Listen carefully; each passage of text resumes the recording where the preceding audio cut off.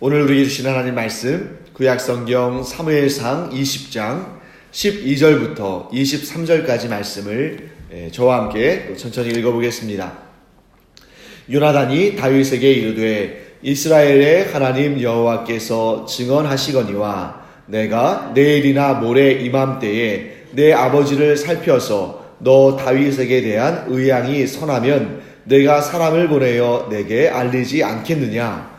그러나 만일 내 아버지께서 너를 해치려 하는데도 내가 이 일을 내게 알려주어 너를 보내어 평안히 가게 하지 아니하면 여호와께서 나 요나단에게 벌을 내리시고 또 내리시기를 원하노라.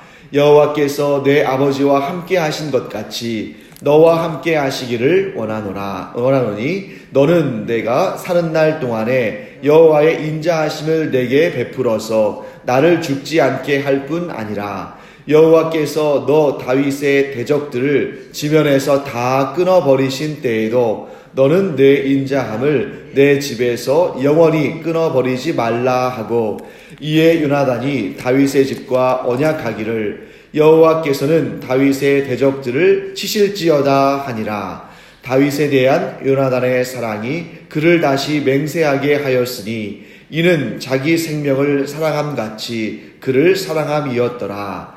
요나단이 다윗에게 이르되 내일은 초하루인즉 내 자리가 빔으로 내가 없음을 자세히 물으실 것이라. 너는 사흘 동안 있다가 빨리 내려가서 그 일이 있던 날에 숨었던 곳에 이르러 에셀 바위 곁에 있으라. 내가 관역을 쏘려 함같이 화살 셋을 그 바위 곁에 쏘고 아이를 보내어 가서 화살을 찾으라 하며 내가 짐짓 아이에게 이르기를 보라 화살이 내 이쪽에 있으니 가져오라 하거든 너는 돌아올지니 여호와께서 살아계심을 두고 맹세하노니 내가 평안 무사할 것이요 만일 아이에게 이르기를 보라 화살이 내 앞쪽에 있다 하거든 내 길을 가라 여호와께서 너를 보내셨음이니라. 너와 내가 말한 일에 대하여는 여호와께서 너와 나 사이에 영원토록 계시느니라 하니라. 아멘.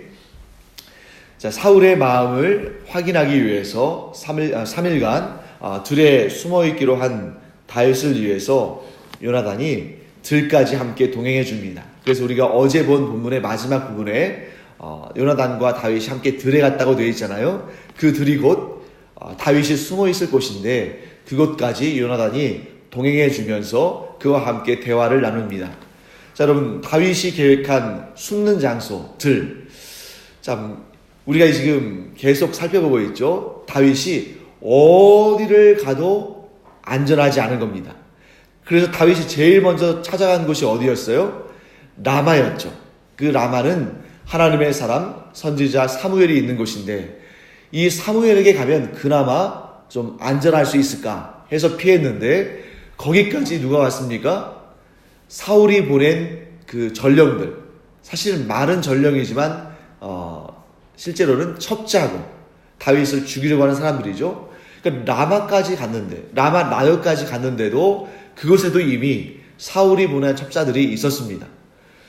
그러니까 여러분 여기에서 우리가 뭘 할 수 있냐면 다윗이 가는 곳이 어디든지 사람이 있는 곳이라면 다윗은 믿을 수가 없는 거예요. 그가 어떤 사람을 만나든지 항상 불안할 수밖에 없습니다. 왜 그렇습니까? 그 사람이 언제든지 다윗을 밀고 할 수 있잖아요. 누구에게? 사울에게. 다윗이 아무리 사람들에게 인기가 있고 또 사람들이 그를 사랑한다 할지라도 반드시 이 세상 어디엔가는 악인들이 있기 마련입니다. 아니 어딘가가 아니라 우리가 사는 모든 곳에 악인들은 있기 마련이죠. 그렇기 때문에 우리는 어제 우리가 하나님 말씀 함께 나눈 것처럼 예수님께서 그러신 것처럼 어떤 사람도 완벽하게 믿을 수는 없습니다. 왜냐하면 모든 사람들 안에 죄성이 있기 때문에.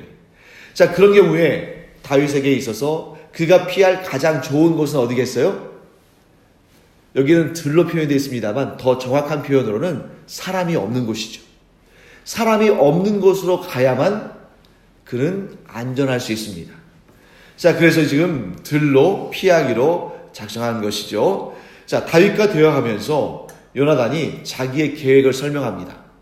자, 다윗의 계획은 뭐였죠? 사람이 없는 들에서 3일 동안 숨어 있겠다. 그 사이에 다윗이 자기를 향한 사울의 마음을 알아보고자 한 것이죠. 사울이 다윗을 죽이고자 마음먹었다면 요나단에게 다윗이 없는 것을 통해서 다윗을 혼내겠다. 다윗에게 화를 내면서 그를 내가 가만두지 않겠다. 라고 말하면 사울은 다윗을 죽이기로 작정한 것이다. 이게 지금 다윗의 계획이었습니다. 자, 그때 요나단의 계획은 이것입니다. 내일이나 모레.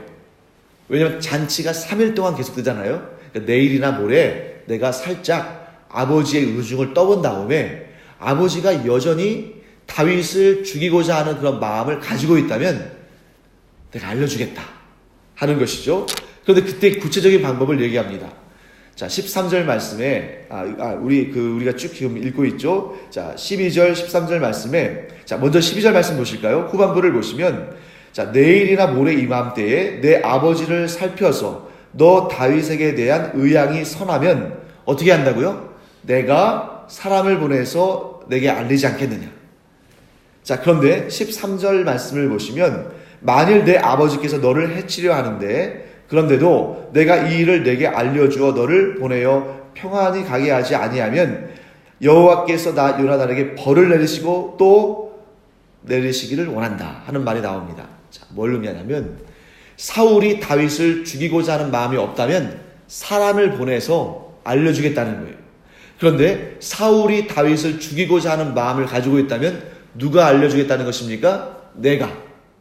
왜냐하면 여러분, 사울이 다윗을 죽이고자 하는 마음을 가졌다는 사실을 요나단이 자신이 직접 와서 알려주지 않고 다른 사람을 통해서 알려준다면 분명히 그 다른 사람은 사울의 마음을 알므로 공적을 세우려고 할 거예요. 그래서 자기가 요나단의 말을 들었지만, 야, 가서 사울 왕이 다윗을 죽이려고 한다고 다윗에게 알려줘라. 그러면 요나단 앞에서는 네, 알겠습니다 하겠지만 가서 다윗을 보고 어떻게 하겠어요? 그의 목을 베어서 사울 왕 앞으로 가져올 것입니다. 그러면 어떻게 할까요? 어떻게 될까요? 지금 이스라엘 왕인 사울이 그를 1등 공신으로, 나라를 지킨 1등 공신으로 세우겠죠. 그리고 심지어 사울은 어떤 사람이냐면 요나단이 다윗을 도우려고 했다는 사실만으로도 그 아들임에도 불구하고 얼마든지 요나단을 죽일 수 있는, 아니 죽이고도 남을 사람입니다. 그러니 이 사실만큼은 만일 사울이 다윗을 죽이고자 한다는 그런 이야기를 들었다면 그 이야기만큼은 오직 누구만 전할 수 있는 거예요? 요나단만 전할 수 있는 것이죠. 그래서 다윗과 요나단 사이에 작전을, 사인을 만듭니다. 그것이 무엇입니까? 화살을 3개를 쏘는 거예요. 화살을 3개를 쏘는데 화살을 쏜 다음에 자기의 데리고 있는 소년을 보내서 화살을 줍게 합니다. 그때 이 소년이 달려갈 거 아닙니까? 그때 요나단이 뭐라고 말하냐면, 아이야, 화살이 이쪽에 있다. 그 얘기는 뭐냐면 화살이 네 왼쪽이든 오른쪽이든 이 옆에 있다 라고 말하면 그것은 어떤 사인이에요? 사울 왕이 다윗 너를 죽이려는 마음이 없다. 그러니까 평안하게 돌아와라. 이 얘기인 거죠. 그런데 화살을 쏘고 소년을 가서 죽게 하면서 화살이 네 앞쪽에 있다. 자, 그럴 때는 어떻게 쏠까요? 사울이 다윗 왕을 해칠 마음이 없으면 왼쪽이나 오른쪽으로 치우쳐서 활을 쏘겠죠. 반면에 사울이 다윗을 해칠 마음이 있다면 저 멀리 정확하게 앞쪽으로 쏜다는 겁니다. 그러면 그때에, 자, 아이야, 화살이 너의 앞쪽에 있다. 얼른 달려가라. 거기서 얼른 달려가라라는 그 말은 어떤 신호인 거예요? 다윗에게 얼른 도망치라는 신호가 되는 것입니다. 자, 이 얘기를 한 다음에 이제 작전을 짰죠. 그리고 이 작전은 곧 어떤 작전이냐면 요나단이 다윗을 살리고자 한 작전입니다. 그리고 이 작전에 있어서 내가 배신하면 너와 나 사이에 여호와께서 계시는데 여호와 하나님께서 우리의 언약에, 우리의 약속의 증인이 되시는데 만약 내가 이 약속을 어기고 너를 위험에 빠뜨리면 하나님께서 나에게 벌을 내리시고 또 벌을 내리신다. 그 얘기는 뭐예요? 나를 저주하실 것이다. 나의 생명을 걷어가실 것이다. 하고 생명을 걸고 약속을 하는 것입니다. 그런데 여기서 재밌는 장면이 등장합니다. 지금 여기에서는 다윗의 생명을 누가 쥐고 있어요? 다윗의 구원자가 누굽니까? 요나단이죠. 요나단이 만일 이 약속을 지키지 않으면 어떻게 되는 거예요? 다윗은 죽는 것입니다. 지금 여기에서 목숨을 걸고 하는 약속이고 언약입니다. 자, 그런데 이렇게 약속을 하는데 갑자기 요나단이 180도 말을 바꿔가지고, 그러니까 여기서 다윗을 돕지 않겠다는 얘기가 아니라 다윗의 구원자로서 이렇게 얘기하다가 180도 주제를 바꿔서 뭐라고 말하냐면 다윗에게 이렇게 부탁합니다. 네가 나와 나의 가문의 구원자가 되달라. 놀라운 일이 아닙니까? 사실 지금 여기에서 이런 말 할 상황이 아니거든요. 지금 이 대화의 주제는 사울 왕이 다윗을 죽일 것인가 죽이지 않을 것인가. 이 상황 가운데 요나단이 나의, 즉 다윗의 구원자가 되어달라라고 부탁하고 약속하는 것인데, 그걸 약속한 다음에 요나단은 다윗에게 부탁을 하고 약속을 하도록 합니다. 그게 뭐예요? 자기의 생명과 자기의 가문의, 즉 자기의 자식들의 생명을 구해달라 하고 말하는 것이죠. 바로 여기에서 요나단이 확신한 것입니다. 그 확신이 뭐냐? 자, 요나단이 다윗에게 이렇게 말하죠. 나의 아버지와, 즉 여호와께서, 13절 말씀 보시면 여호와께서 내 아버지와 함께 하신 것 같이 너와 함께 하시기를 원한다. 이 말이 뭐겠어요? 여호와께서 내 아버지와 함께 하셔서 그를 이스라엘의 왕으로 세우신 것과 같이 여호와께서 너와 함께 하셔서 너를 이스라엘의 왕으로 세우시기를 원한다 하는 것입니다. 이 발언이 굉장히 놀라운 이유는 요나단은 이 발언에, 이 축복의 가장 큰 희생자가 누가 되는 거죠? 자기 자신이 되는 거예요. 다윗이 왕위에 오른다는 얘기는 곧 무엇을 의미합니까? 요나단과 그의 후손들은 이제 더 이상 이스라엘의 왕조를 이룰 수 없다는 걸 의미하는 거죠. 요나단이 굉장히 대단한 사람인 이유는 뭐냐면 이런 대의에 있어서 자기의 일을 먼저 생각한 것이 아니라 하나님의 일을 생각한 겁니다.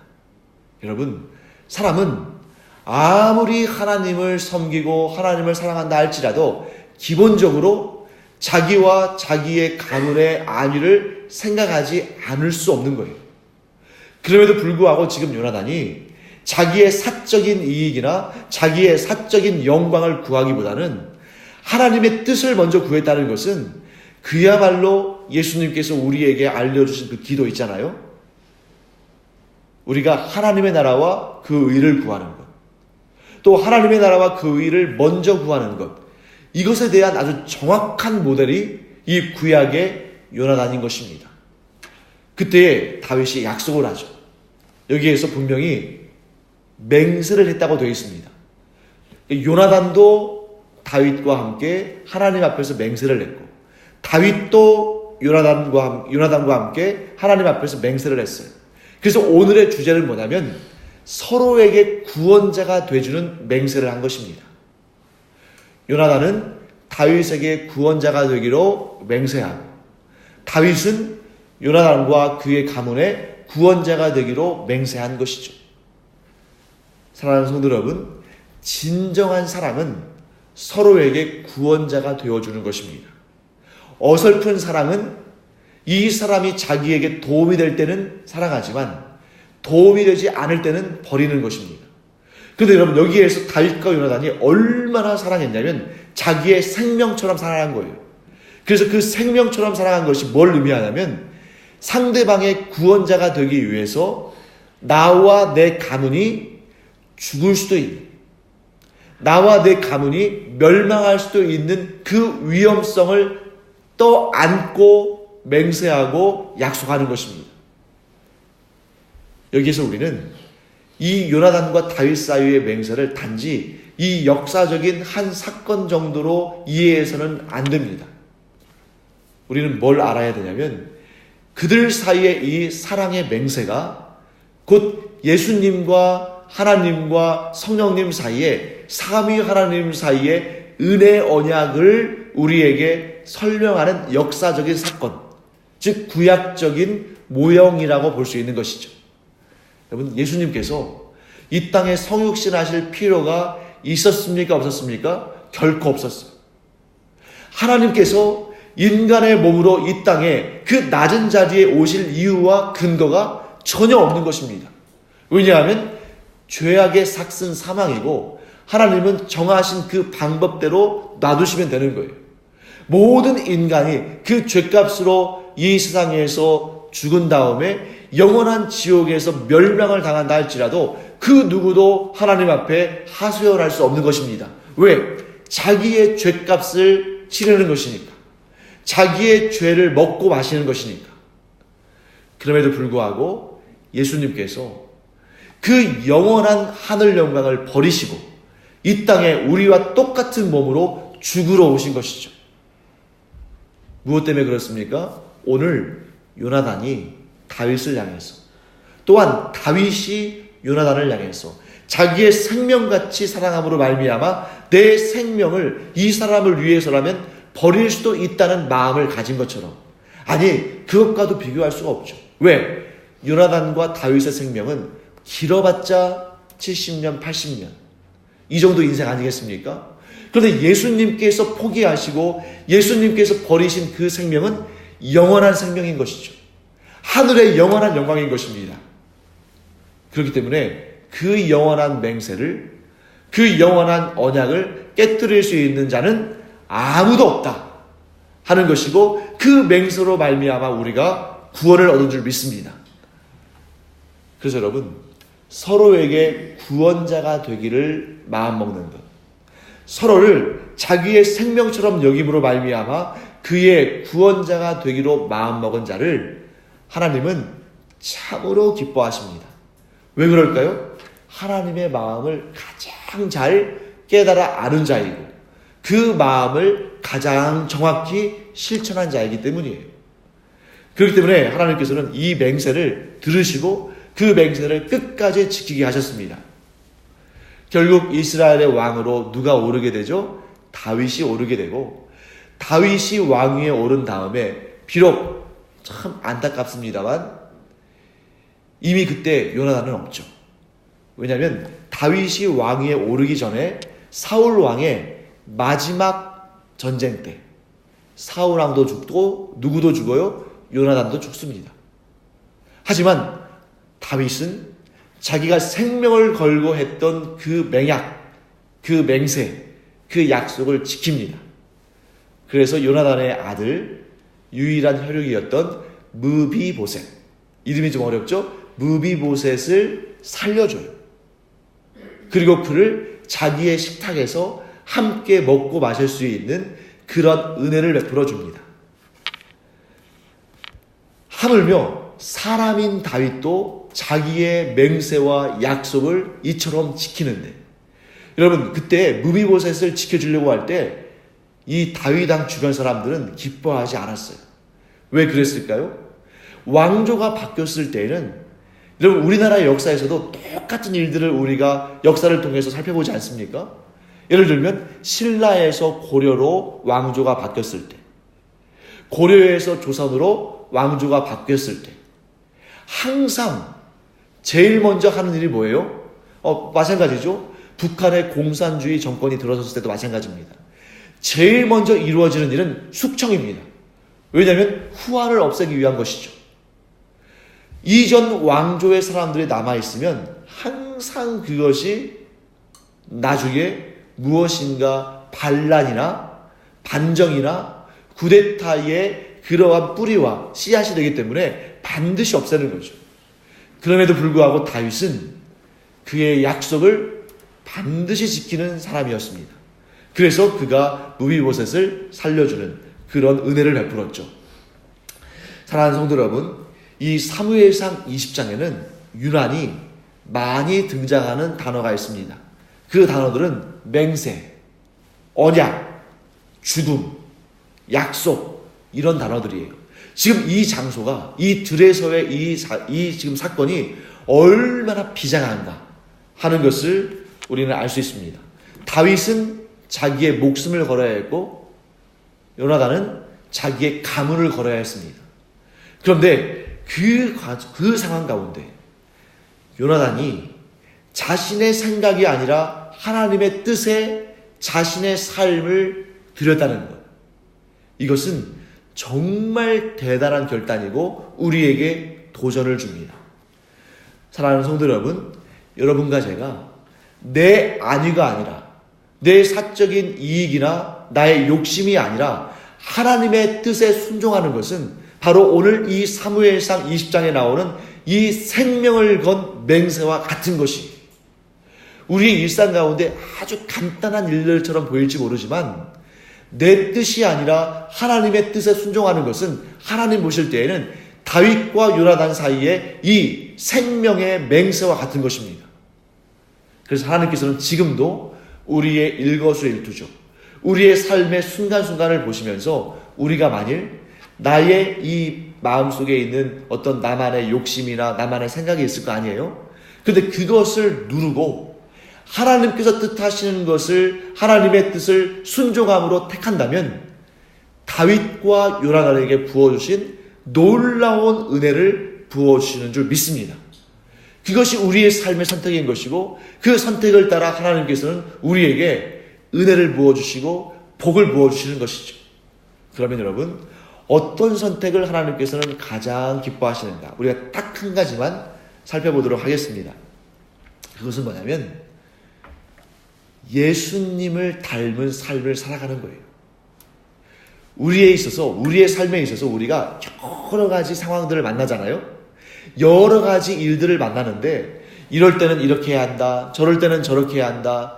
이렇게 우리가 우리의 삶의 모든 문제들을 다 매뉴얼화 시킬 수가 없습니다. 구약의 이스라엘 사람들은 모든 삶에 있어서 하나님의 뜻을 구한다고, 하나님의 뜻에 순종한다고 막 이렇게 자기들이 이 율법의 규정들에 막 세세하게 하나씩 막 조항들을 달았어요. 그러다 보니까 나중에 어떤 일이 발생하냐면 도무지 그 조항들을 지킬래야 지킬 수가 없는 겁니다. 그들이 만든 조항들이 뭐 수백 가지, 수천 가지, 수만 가지 되다 보니까 나중에는 외우지도 못해요. 그러니까 자기들끼리 정죄하는 겁니다. 너 왜 이거 안 지켰어? 너 왜 이거 안 지켰어? 이거 하나님의 말씀에 순종하지 않는 거야. 이러면서 자기들도 어떻게 해야 할지도 모르고 기억하지도 못하고 서로 정죄만 하고 비난합니다. 여러분, 우리가 그렇게 해서는 안 돼요. 우리가 그런 율법주의자적인 삶을 살아서는 안 됩니다. 우리는 딱 한 가지만 기억하고 그것만 붙잡으면 됩니다. 그것이 뭐냐면 예수님이시라면 어떻게 하셨을까? 이 구체적인 일에, 이 나만이 경험하는 이 일에 예수님이시라면 어떻게 결정하셨을까? 이런 마음을 가지고 우리가 늘 기도하고 묵상하고 결정하고 행동한다면 설령 그 일이 하나님 보시기에 좋지 않은 결과로, 열매로 맺혀질 수도 있습니다. 우리가 어떻게 항상 하나님 마음을 기쁘시게 하고 하나님 보시기에 선하고 복된 열매만 맺겠어요? 우리가 연약한 인간인데. 그럼에도 불구하고 우리의 마음의 중심이, 우리의 마음의 동기가 예수님이시라면 이렇게 하셨을 것이라고 우리가 생각하고 결정한 일이라면 설령 그것이 잘못된 생각일 수도 있고 설령 그것이 좋은 결과가 나오지 않는다 할지라도 하나님께서 우리의 마음의 동기, 그 마음의 동기가 뭐예요? 예수님이시라면 이렇게 하지 않으셨을까 하는 그러한 생각, 이런 마음의 동기를 가지고 우리가 행한다면 설령 그것이 어떤 경우에는 하나님 말씀대로 이루어지지 않는다 할지라도 하나님은 우리를 불쌍히 여기시고 존귀히 여기시고 우리에게 그 일을 통해서 하나님을 더 알아가게 하시고 예수님의 마음을 더 알아가게 하시는 은혜를 베푸실 줄 믿습니다. 그래서 우리 항상 깨어 있어서 예수님이시라면 이때 어떻게 하셨을까? 여러분, 예수님이시라면 어떻게 하셨을까의 대부분의 결론, 아니 100%의 결론은 뭐냐면 구원자가 되는 거예요. 살려주는 자, 은혜를 베푸는 자, 도와주는 자. 그리고 어떤 때는 그 도와주는 것도 때로는 무조건 퍼주는 것이 아니라 어떤 때는 그것이 채찍이 될 수도 있고 경고가 될 수도 있고 또 어떤 경우에는 그것이 우리가 원치 않는 좀 힘든 일이 될 수도 있습니다. 하지만 어떤 경우에도 우리가 예수님께서 나에게 그러셨던 것처럼 우리가 생명을 살리고 그를 바른 길로 가게 하는 그런 구원자의 역할을 하기를 원한다면 하나님께서는 그때마다 우리에게 성령의 충만하심을 통해서 아름답고 복된 길로 우리를 가도록 인도하실 줄 믿습니다. 그래서 여러분과 제가 예수님의 마음을 품고 구원자의 삶을 살기를 마음속으로 소원하며 살아가는 은혜가 있기를 간절히 축원합니다. 기도하겠습니다. 하나님, 주님의 은혜를 감사드립니다. 다윗과 요나단이 서로를 사랑함으로 말미암아 서로에게 구원자가 되어주기를 맹세할 때에 하나님께서 그 맹세를 들으시고 그 약속을 지키게 하신 것을 봅니다. 하나님, 저희들도 누군가에게 구원자가 되는 그런 마음을 품게 하여 주시옵시고 그로 말미암아 예수 그리스도의 생각을 예수 그리스도의 마음을 품고 그 뜻대로 순종하며 살아가는 저희들 되게 하여 주시옵소서. 감사드리며 예수님의 이름으로 축복하며 기도합니다. 아멘. 이제는 우리 주 예수 그리스도의 은혜와 하나님 아버지의 무한하신 사랑과 성령의 감동, 감화, 위로, 교통하심이 이 시간 서로 사랑함으로 말미암아 서로에게 구원자가 되어주기를 원하는 마음으로 늘 예수님의 마음을 품고 섬기며 사는 주님의 사랑하시는 자녀들 위해 이제로부터 영원토록 함께 있을지어다. 아멘. 오늘도 이 시간 우리 기도하면서 내가 누구에게 사랑을 베풀며 살 것인가, 누구를 품고 구원자의 기도를 할 것인가 우리 기억하면서 그를 위해 기도할 때에 하나님께서 놀라운 구원의 역사, 은혜의 역사를 이루시기를 축원합니다. 기도하겠습니다. 하나님 아버지, 주님